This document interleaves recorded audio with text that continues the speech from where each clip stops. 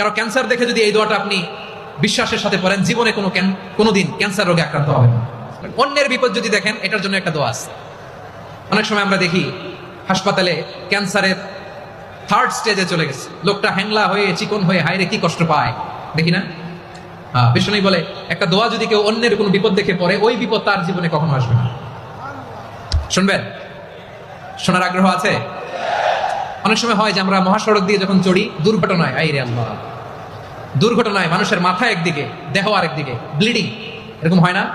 আল্লাহ তুমি হেফাজত করো। বিশ্বনবী বলেন এই দুর্ঘটনা দেখে কেউ যদি এই দোয়াটা পড়ে, তার জীবনে সে কোনোদিন এরকম অ্যাক্সিডেন্টের সম্মুখীন হবে না। শুনবেন? বিশ্বনবী বলেন অন্যের বিপদ দেখে কেউ যদি পড়ে, আলহামদুলিল্লাহিল্লাযী আফানি মিম্মা বাতালাকা বিহি ওয়া ফাদ্দালানি আলা কাসীরিন মিম্মান খালাকা তাফদীলা, মানে প্রশংসা সে আল্লাহর, যে আল্লাহ তাআলা তোমাকে যেই জিনিস দিয়ে পরীক্ষা করেছে, আমাকে ওইটা থেকে বাঁচিয়ে দিয়েছে।